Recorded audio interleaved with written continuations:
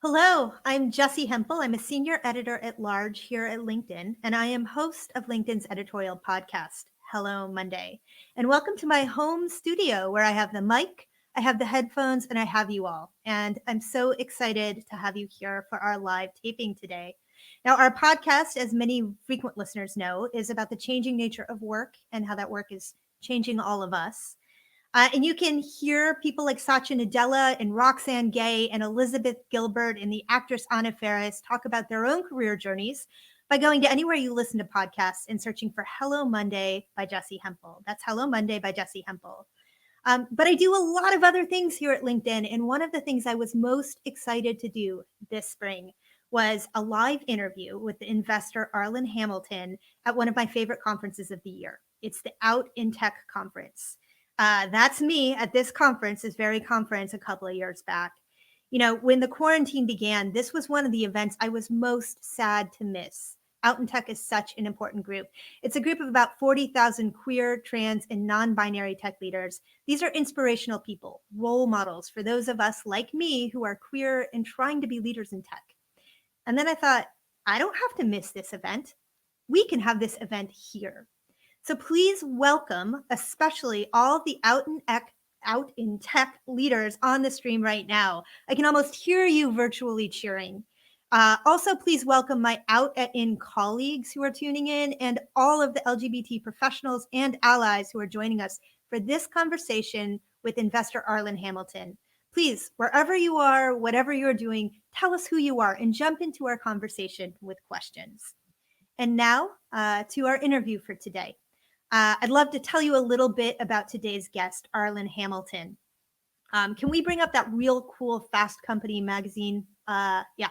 So this is Arlan. She's the founder and managing partner of Backstage Capital. It's a fund that's dedicated to minimizing funding disparities in tech by investing in high potential founders who are people of color, women, or LGBT.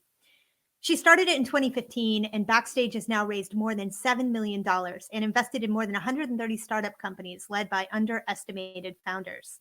In 2018, Arlan co-founded Backstage Studio, which launched 4 accelerator programs for underestimated founders in Detroit, Los Angeles, Philadelphia, and London.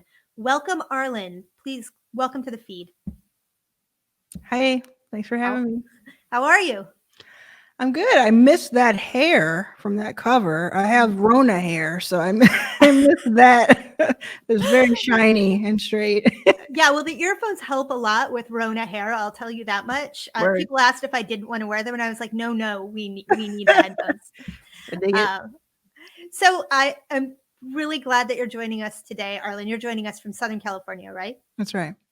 Now, you've had this very non-traditional path into tech. You didn't go to college. You started out your career in music, and you were at times homeless. In fact, when you started this fund, that was that you were spending a lot of time sleeping at the airport, I think SFO.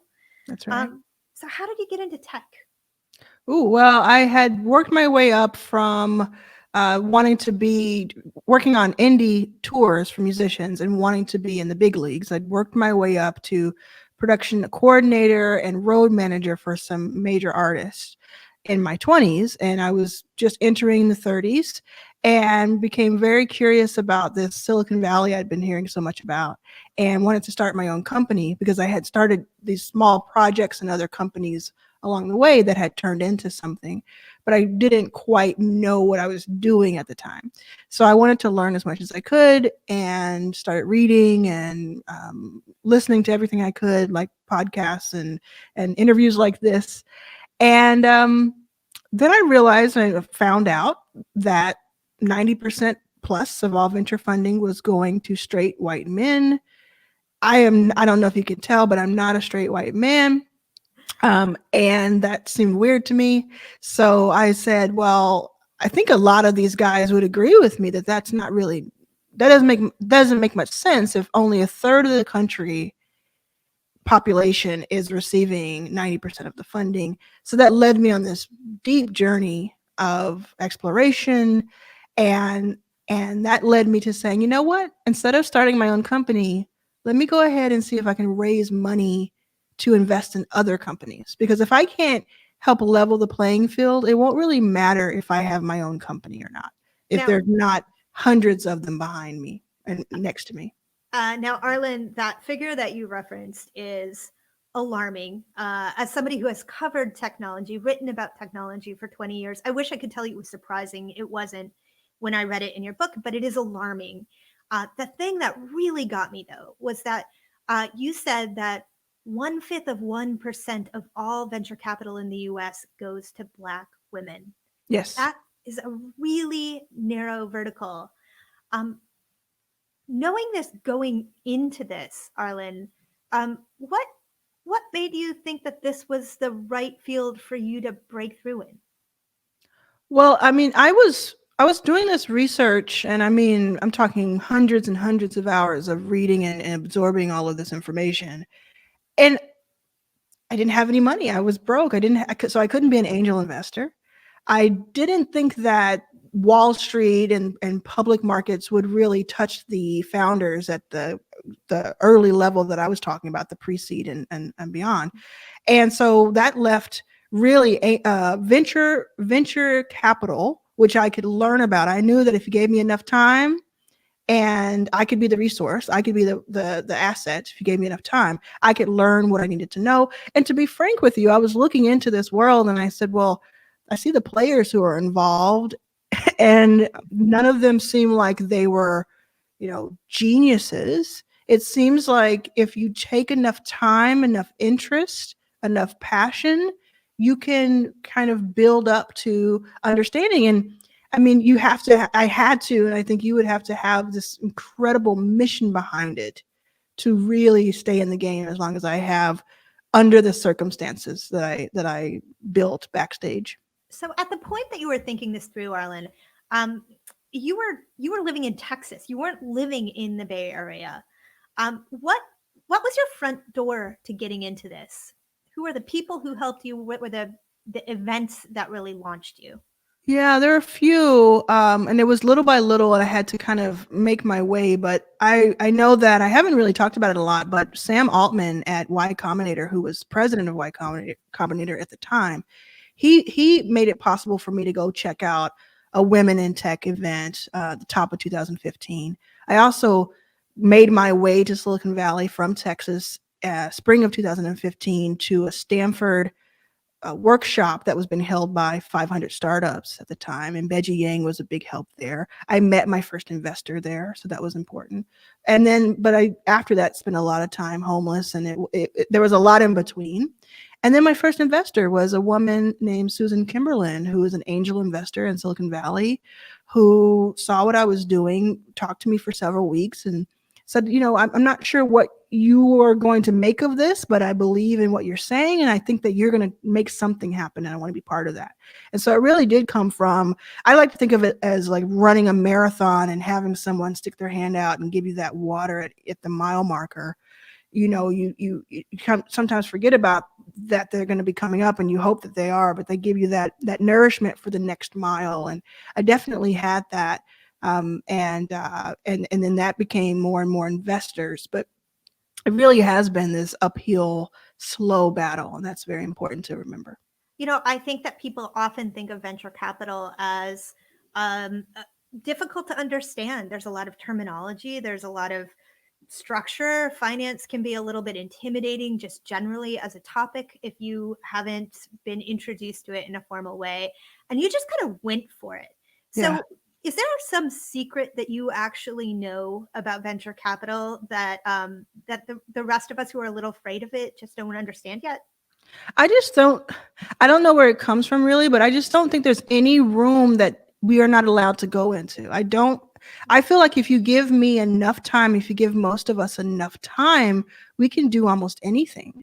And so venture for me, again, I don't have a reverence for it. I don't look up to it as if it's some sort of fix all or the end all. It's the only option. For me, it was an amazing tool that if I could learn enough about, and if I could show my value enough, that I could wield that tool. And so I don't know. I don't think that there is any magic behind the scenes potion of it. It really did take me years and years and years to understand, to study. I still to this day spend hours a day learning about venture capital so that I am up to date as much as possible.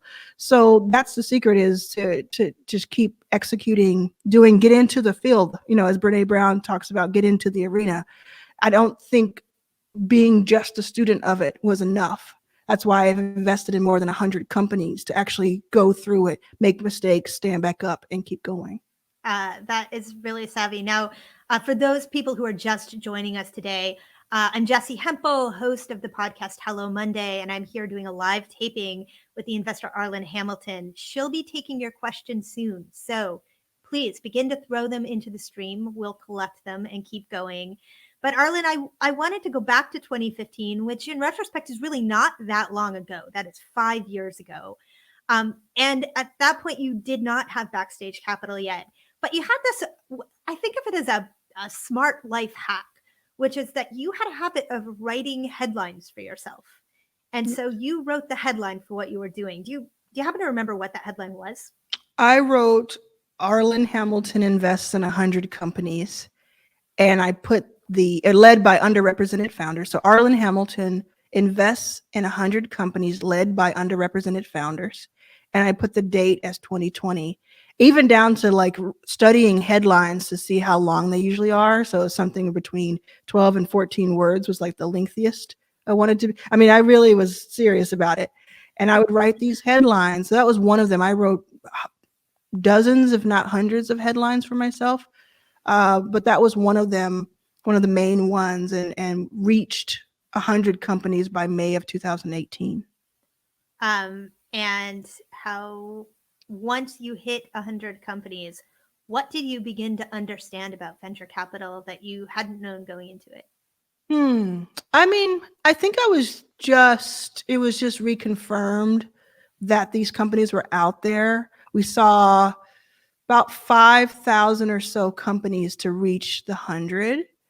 5,000 companies led by women, people of color, LGBTQ founders. And I was being told just 3 years prior to that, so in 2015, I was being told these companies don't even exist. You don't even have. So of the 5,000, maybe 20% or so were venture backable, and 2% we invested in. So as a team.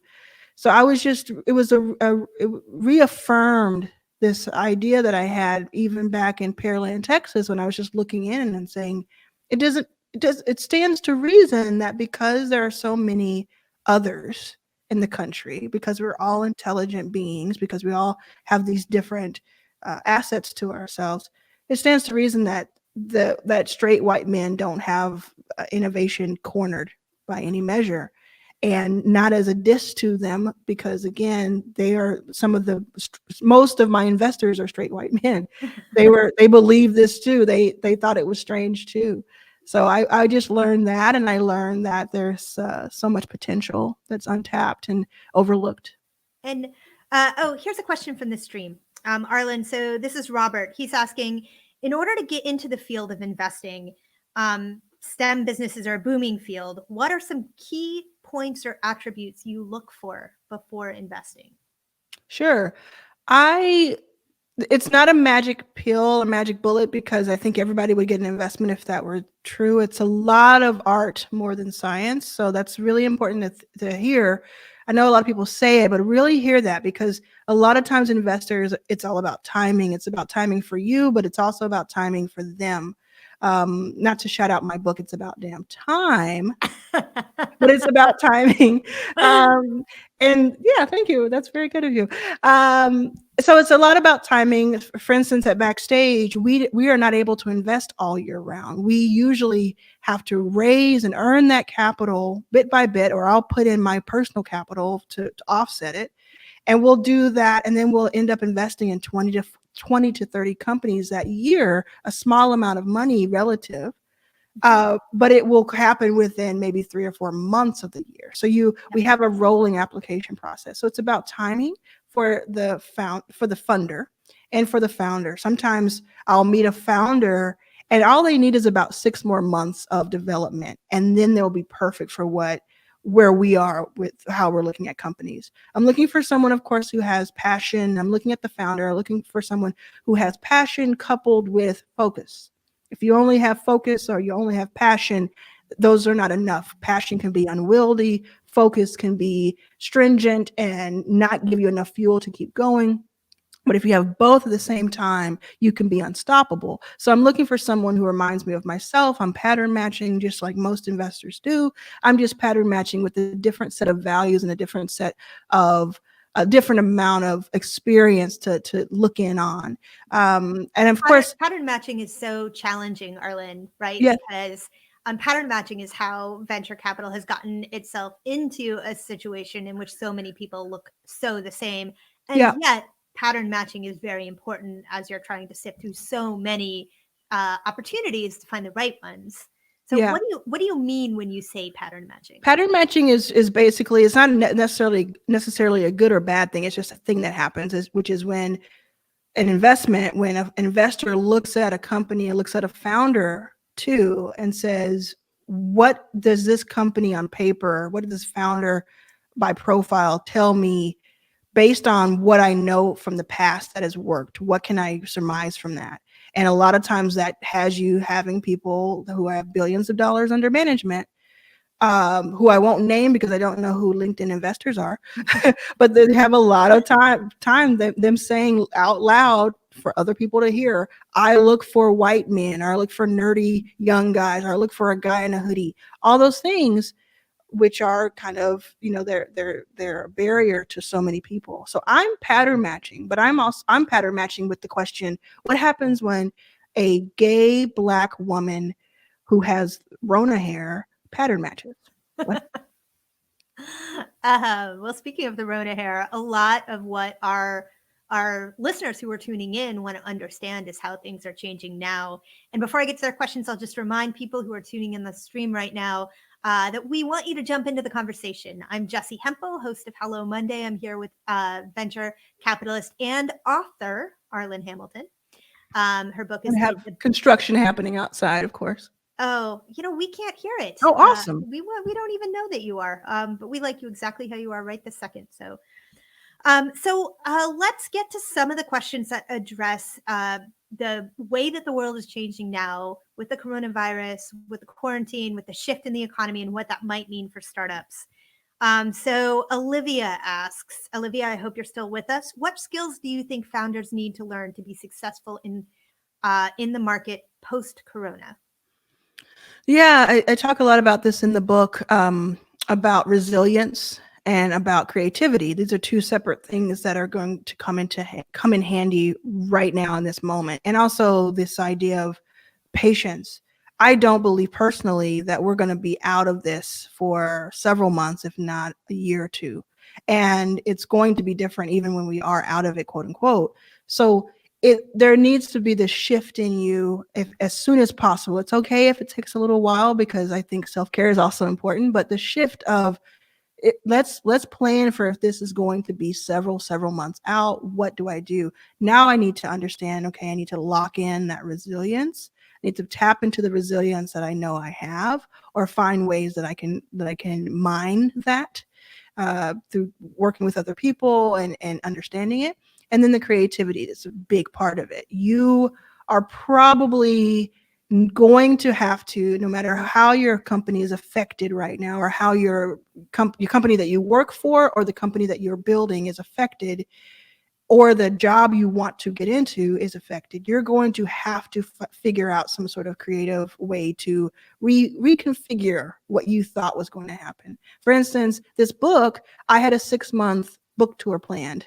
I had been working on this for a year and a half. I had all kinds of ideas of where this was going. In 72 hours, my book tour was kaput in March. So I mourned that, and I think it's okay to do. You have to cry. You have to mourn what was going to be, what will be, or what could have been.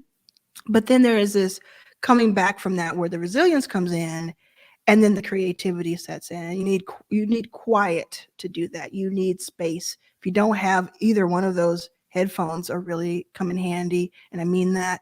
You need to find a way to give yourself space and time to think through things. And you can save a lot of heartache, money, and time by taking out a day, a day or two, a week, or however, to actually come up with a plan rather than just reacting and just doing. Yeah. I love the way that you spell that out, Arlan. I think about it as the you can't skip any of the steps. You have to be sad, you have to grieve, then you have to go through a period of turmoil, and then you come through that into the creativity, Sure. and then you adjust. I think that's an elegant way of putting it. For companies, maybe some of your portfolio companies that are right now just trying to keep the lights on. I've spoken with Out and Tech's executive director, and I know that one of their concerns is that companies that have dedicated staff and resources for diversity and inclusion, those will be the first things that get cut if things Yeah, get difficult. I So I'm can curious. confirm. Tell me, what would you say to a tech company CEO who's considering cuts to the people team? Well, if you think about the creativity that I just talked about, that doesn't discriminate against like major companies. You're going to need that creativity, not just today, not just tomorrow, but months and years into this.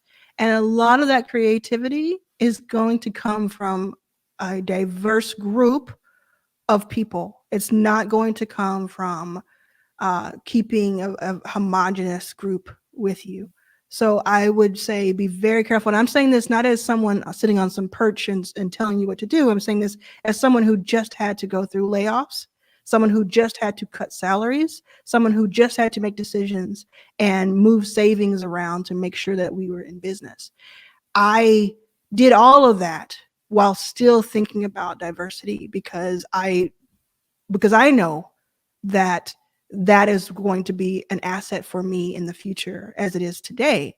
And so to cut that now is very, very short sighted. It's okay to trim from every group and to kind of make that, but try to do so across the board and don't say, well, this is just an extra thing. Your people are your most important asset. And there may be someone on the team who you consider your best salesperson, et cetera, who is bringing you a lot of value that you don't understand.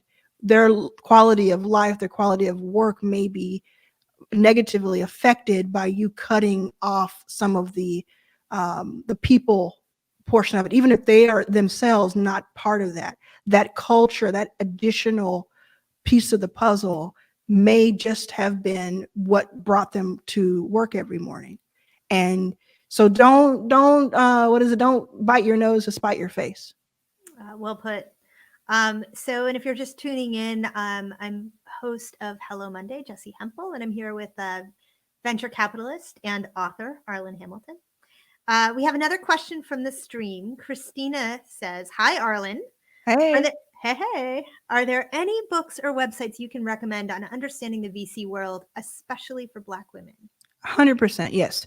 I would first recommend itsaboutdamntime.com, which is where you can see my book, but it's also where we have other resources. So I have have 2 podcasts that give you a lot of information for free.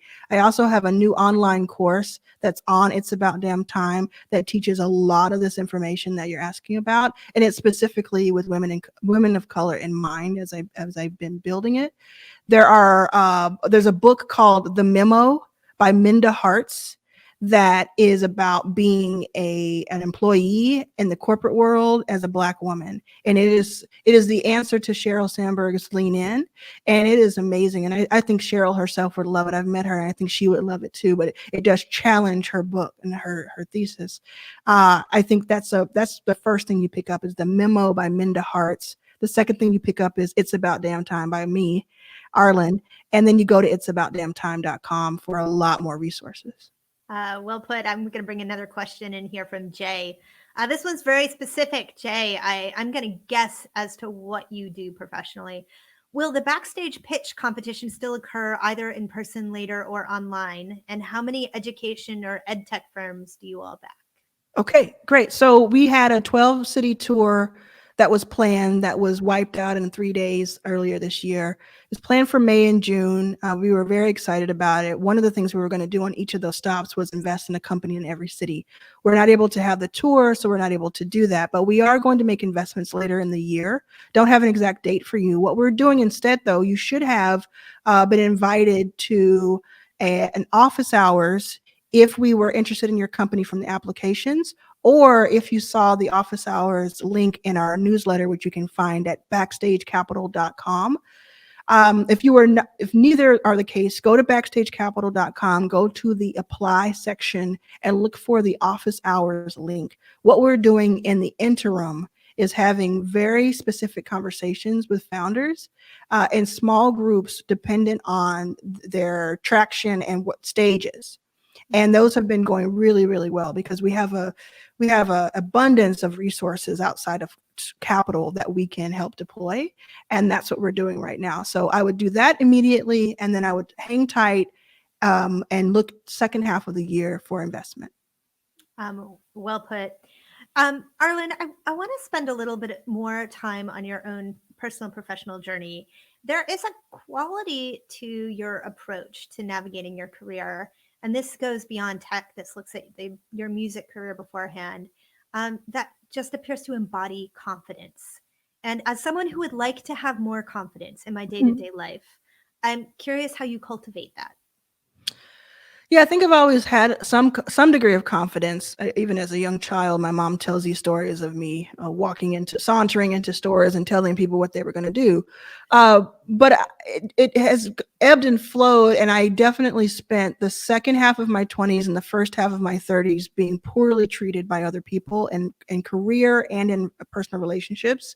So I have a confidence about me that stems from being from knowing my value when it comes to my intellect and what I'm willing to do on execution.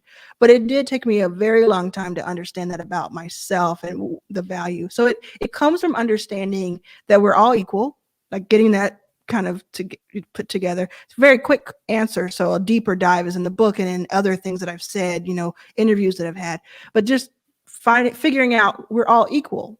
Like I can have a conversation with Mark Cuban or Mark Andreessen, which I've had many times, and I don't feel like I'm talking to billionaires. I feel like I'm talking to these two guys who I have an opinion, they have an opinion. We're going to see where we meet in the middle, because I believe we're all equal. We are all equal. So that is very helpful. And then it comes from the conviction of what you're asking for. Like, yeah. I try to be very focused and intentional in what I'm asking other people for.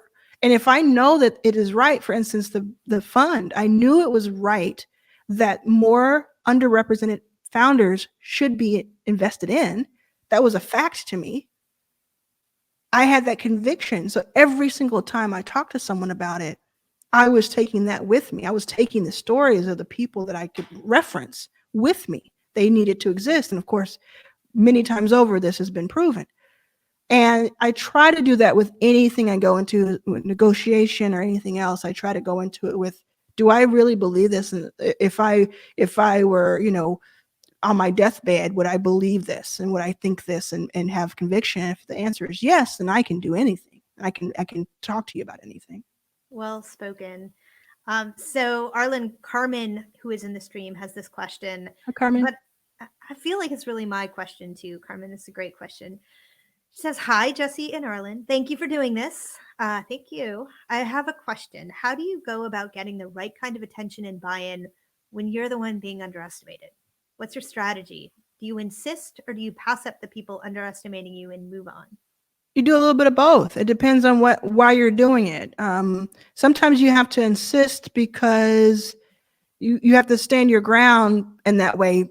The way I think about there is that you're probably not going to even get your way when you do that insisting, because you're going to try to change someone's mind that they've been kind of settled in for years and years and years in one conversation or one, outburst or whatever it turns out to be.